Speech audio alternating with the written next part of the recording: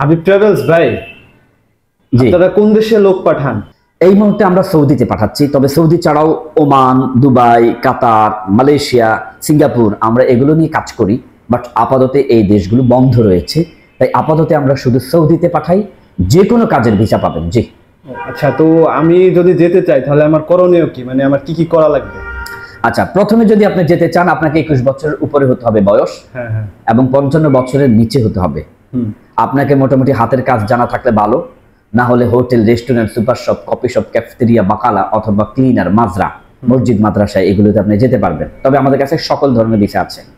যাক, ভালো। তো আমার স্যালারি কেমন পড়বে যদি আমি ওইখানে যে আমি একটা কাজ পারি, পরিদর্শক মানে আমি এক্সপার্ট, ওইখানে যদি আমি কাজ করি তাহলে কেমন কি স্যালারি আসতে পারে আমার প্রতি মাসে? হ্যাঁ, স্যালারিটা ভিন্ন ভাবে হয়। কেউ যদি ক্লিনার হিসাবে যায় সে মোটামুটি 1000 রিয়াল থেকে 2000, 1200, 1400 এরকম পায়। আর 2000 স্যালারি পাবে যারা কাজ জানেন, অর্থাৎ ড্রাইভার, প্লাম্বার, রাজমিস্ত্রি, রং মিস্ত্রি, কাঠ মিস্ত্রি, এরকম কোনো কাজ যদি জানা থাকে, food delivery, private car delivery এরা যদি করে, এরা আবার আলহামদুলিল্লাহ 2000, 2500 এরকম স্যালারি পায়। বুঝতে পারলাম। তো ওইখানে যে আমার তো আপনারাই তো কাজ দেবেন, তাই না? তো জি, কাজটা আমরাই দিয়ে দিব। সর্বপ্রথম হচ্ছে ওখানে সবচেয়ে বেশি অভাব হয় কাজের। আমরা কথা দিচ্ছি আপনার কাজ খুঁজে দেওয়ার দায়িত্ব আমাদের। এটা আমাদের কোম্পানির সাথে কথা বলা থাকে, সরাসরি কোম্পানিতেই আমরা আপনাদেরকে চাকরি দিয়ে দিব। কোনো সমস্যা নেই, চাকরির জন্য চিন্তা করতে হবে না। প্রসেসিং করতে কতদিন সময় লাগে আর কি? মনে করেন মেডিকেল থেকে শুরু করে আমি কত দিনের ভিতরে যাইতে পারতেছি দেশ ছেড়ে? মাশাআল্লাহ, সুন্দর প্রশ্ন করছেন। হ্যাঁ, আপনি মেডিকেল করার পরে মেডিকেলে মোটামুটি 5 দিন, 7 দিন, 10 দিন সময় লাগে। টোটাল মিলে আমরা 1 মাস 10 দিনের ভিতরে আপনাকে ফ্লাই দিতে পারবো। তবে কখনো কখনো 3 মাস সময় লেগে যায়। আপনি আমাদেরকে সময় দিতে হবে। আর এই কাজগুলো আমাদের হাতে থাকে না, এগুলো সম্পূর্ণ মন্ত্রণালয়ের হাতে থাকে। আমাদের একজন কাস্টমার যদি আগে চলে যায় তাতে আমাদেরই বেটার, আবার আপনিও আপনার জায়গায় পৌঁছে গেলেন। অতএব আমরা চাই আমাদের কাস্টমার আজকে আসুক, কালকে চলে যাক। হয়তোবা কোনো এক সময় ওদের ভবিষ্যতে সময়টা আরো কমে আসবে।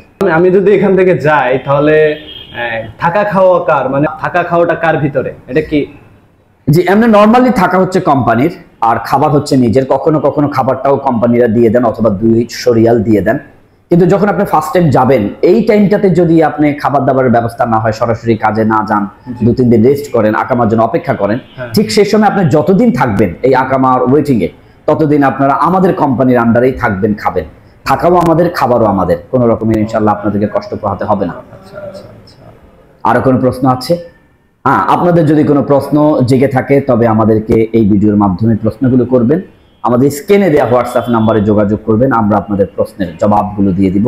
আমরা আরো প্রশ্ন থেকে যেতে পারে, যে প্রশ্নগুলো হয়তো আমাদের এখন যে কাস্টমার এসেছেন বা আমাদের যে যাত্রী এসেছেন তিনি মনে করে করতে পারছেন না, ভিডিও লং হয়ে যাচ্ছে, তাই